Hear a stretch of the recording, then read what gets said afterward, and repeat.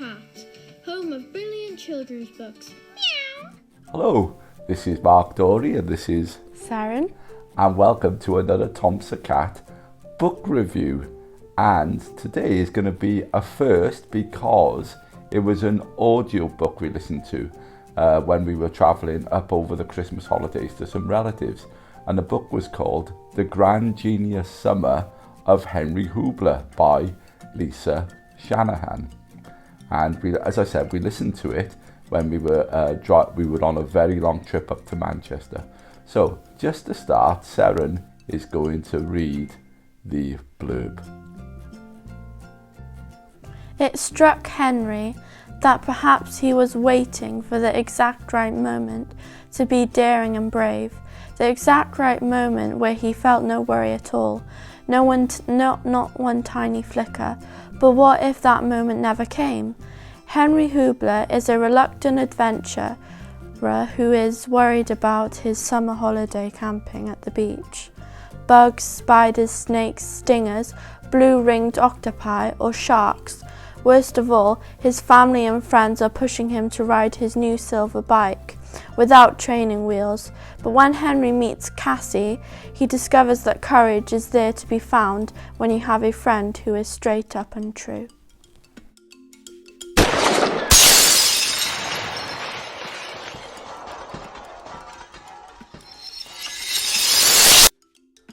So this book is all about an 8-year-old Henry Hoobler, and it was actually read by an Australian narrator, wasn't it? I don't know who the narrator was, but it's an Australian book, and it's all about this 8-year-old who's very nervous about going on holiday because he has a brand new silver bike.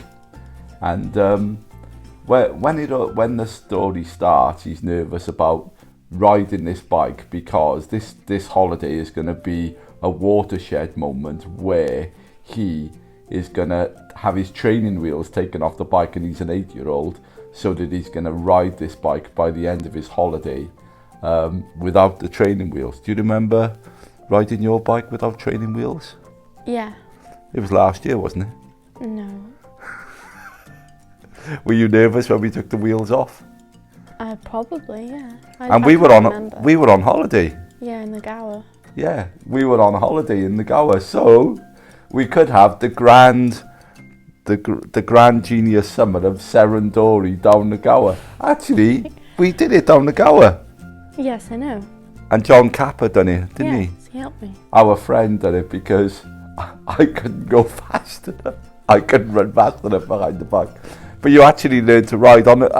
There you are. This is fiction actually reflecting real life. This is what happened to Seth.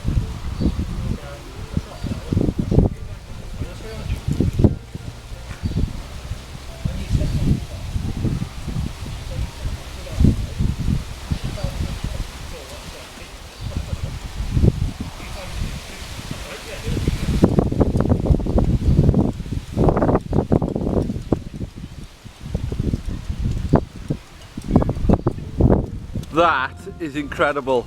Don't look at me, sir. You carry on. Turn right again, sir. Oh, wow, sir.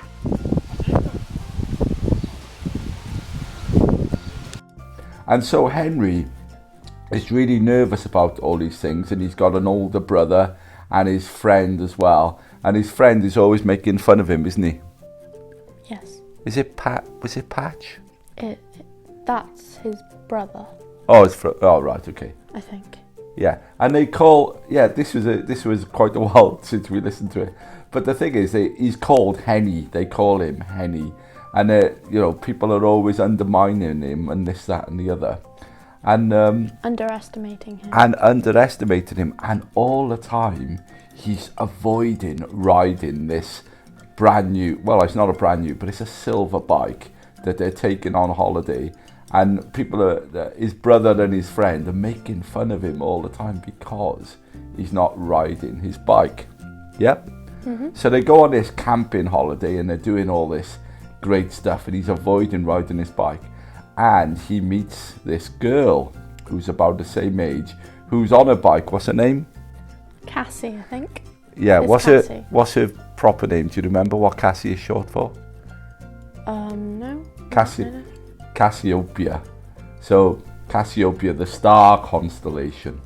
And actually this girl is a really good friend, and over, I'm not sure how long the holiday is, it's either a week or 2 weeks, but over this week or 2 weeks they become really good friends, and she's always on her bike, and she's saying, oh, should we go riding and this, that and the other, and Henry or Henny is always making excuses, like his brakes doesn't work. Yes. Was it his brakes needed adjusting, or his brakes didn't work? Yes, his brakes. Yeah. It was definitely his brakes. He's making up all these excuses, and all the time his brother and his friend are going, oh, there's your girlfriend, and all this sort of thing. So he's really embarrassed, and he really likes Cassie because, you know, she's a genuine person who lives with her grandfather on the campsite. So she's not on holiday. She actually lives there, and she lives with her grandpa, and she misses her nan, doesn't she? Yeah. And this, that and the other. And I must be honest, right? Look, this story, when we first started listening to it, we're all in the car and we're travelling up, and I really didn't click into this story. Maybe it's because I was driving the car, I don't know. But the girls, Liz and the girls and Catherine, they were really getting into this story, and I wanted to change the story for something else. So, but I will say this, as the story developed and as the friendship between Cassie and Henny developed, and we got to know more about his character as well, and the characters of the brother and the parents. Because it was a group of families that went camping. Yes. It was a group of families that went camping. And can I just mention, there's also his little sister called Lulu. Oh yeah. She's really funny. Actually, yeah. So to be honest, right, I warmed to this story as time went on, but the girls liked it straight away, really, and Liz, my wife, absolutely loved the story. Okay, so by the end, I was sort of hanging on every word of the thing, because it really is a heartwarming story of how he actually developing friendships, all his fears and concerns, but also how he overcomes his fears with the help of Cassie, and how they become great friends. And also he does get to ride his bike. I mean, you know he's going to get to ride his bike, but he rides his bike in places that he would never have dreamt of because of his friendship with Cassie, wasn't it? And she becomes a friend of the whole family as well. So that's a rough outline of the book, and we all gave it different star ratings. Yeah. So because I wasn't engaged that much at the start, I only gave it a 3.5. Well, I gave it a 3, and then I decided to give it a 3.5. You gave it a 3.5. Catherine gave it a 4, and Liz, Mum, gave it a 5. She absolutely loved it. But as I said, I was driving the car. So overall, I think it's a 4. I might actually give it a 4, because when you've mentioned it a bit more. Yeah, it brings it all back, doesn't it? Yeah. So I actually think I was being a little bit unfair on the story, and it was up for a couple of awards in Australia as well. So maybe, should we give it a 4? Let's give it a 4. I think it's a 4-star rating. And you know, I think if I hadn't been driving the car, I might have been more engaged. But it's our first audiobook review, and we tend to listen to audiobooks when we go away, but we haven't reviewed them before. So as always, if you are enjoying these book reviews, why not like and subscribe and click the bell, and you will never miss another episode. And a happy new year as well, because this is our first book. This is our first book review of 2022. We haven't done one for a year. Well, about 2 weeks. Because it was Christmas and everything else. So until next time, we'll see you then, or most probably.